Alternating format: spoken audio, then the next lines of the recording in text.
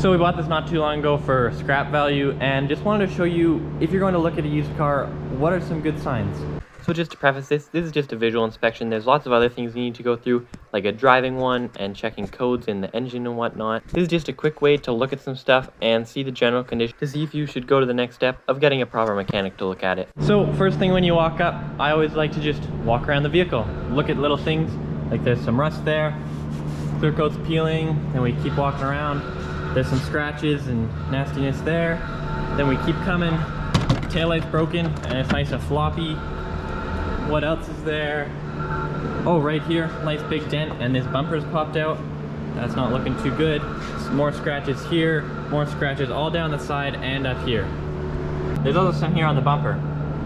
So with that knowledge, I like to take that and judge who the person is, because sometimes people don't care about what the vehicle looks like, but want it to be really good mechanical. But usually younger people between their teens and early 30s, they want something that looks good.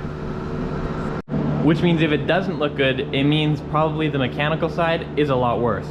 So also when you walk right up to it, if you see here, this tire completely worn down. The guy was definitely doing burnouts on that. And it's really important to check the tires, first of all, because first of all they're expensive, but it also tells you what kind of person they were.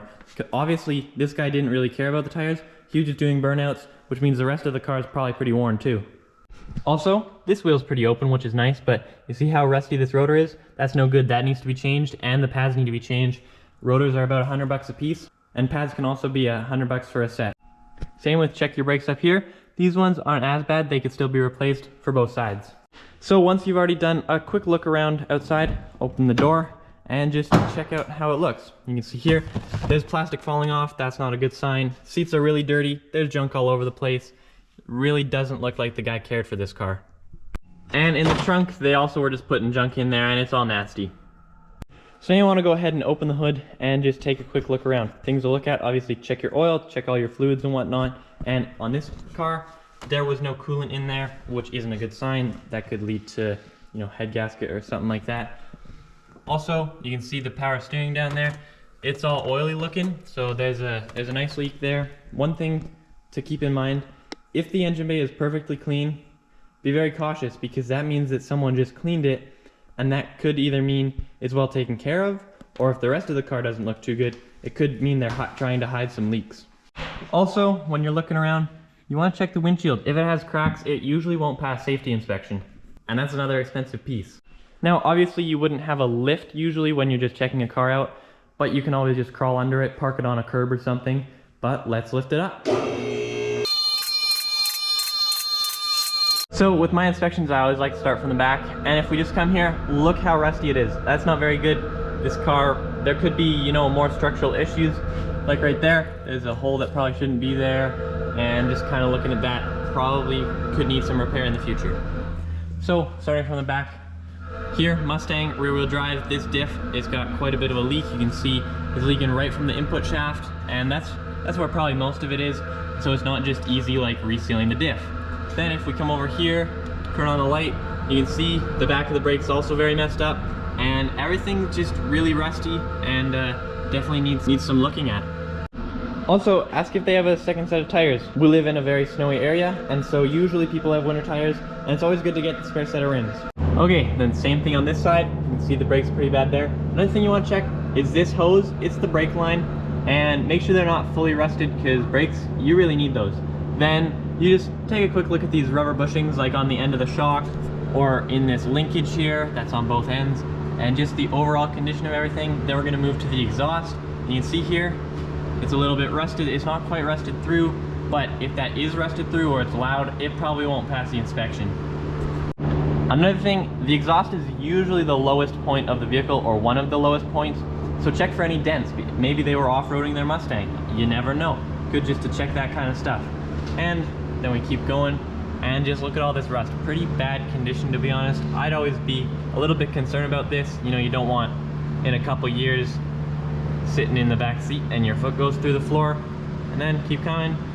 There's more exhaust pieces. Make sure they just look in somewhat decent condition. There don't seem to be too many dents here. But then if we come up here, look at that oil leak. So that's coming from the transmission. That's pretty substantial. I would definitely say that needs to be fixed for the inspection.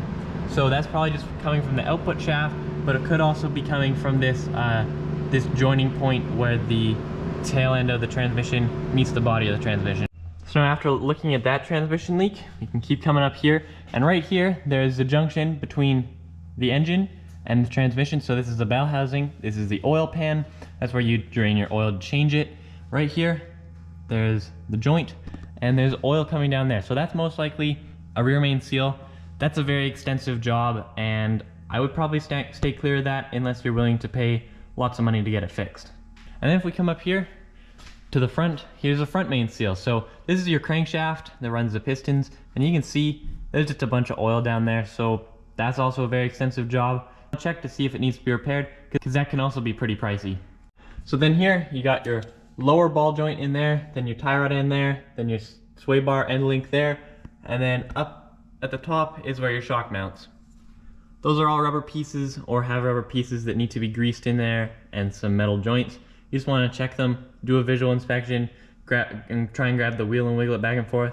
It's pretty difficult not to do a proper check without a jack, just because of the way they are set up, but usually a visual inspection can do you good enough. Okay, now coming here, there's some more lines running up to the radiator. So that can either be power steering or transmission coolers. So you want to check those. They're pretty common to leak on most vehicles right at these crimps. They aren't too difficult to fix, but definitely want to take a look out for those. So do the same thing for the other side, as well as you can take a look at the brakes. And honestly, these front ones aren't looking anywhere near as bad as the back ones, but they should probably still be replaced just because of the grooving and the rust on the surfaces. And if we go straight up here, we can see where that leak's coming from, which turns out to be the power steering pump.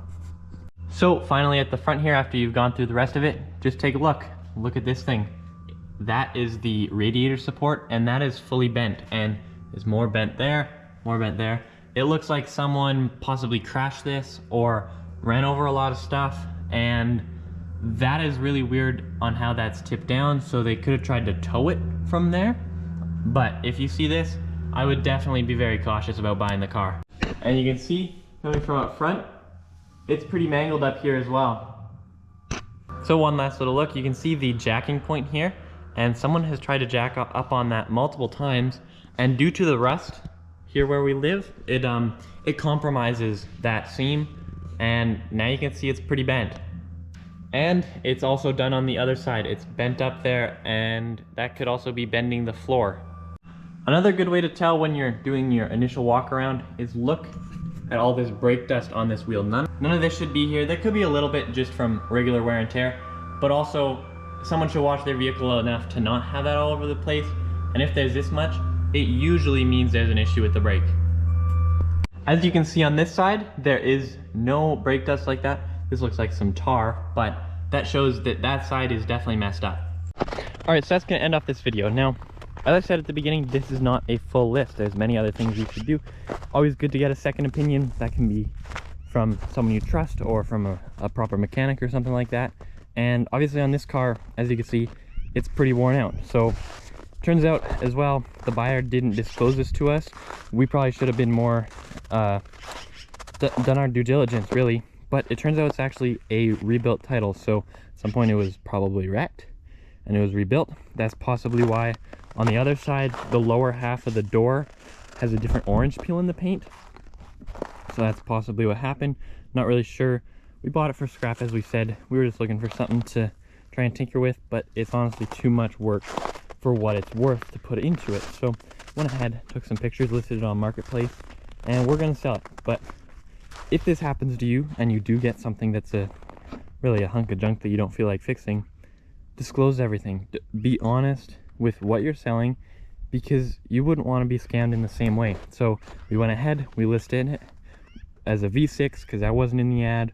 We listed it as the rebuilt status, and we listed that it needs brakes and lots of oil leaks, the coolant doesn't work, and all that stuff, so that as a seller we can be fully open and honest and feel good about what we're selling and not try to scam anyone, because it really doesn't feel good to scam anyone. And if we didn't have the registration paper, we would have sold it as an active status, and then I would have felt really bad if the guy came back to us and said it's rebuilt and they couldn't insure it. So with all that being said, hope you enjoyed this video. If you're going to buy a car, always just be careful.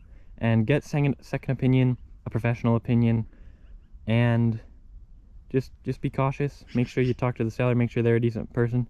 I thought this guy was pretty decent. Obviously he didn't want to tell us that it was rebuilt. Just be careful when buying vehicles and stay safe on the roads.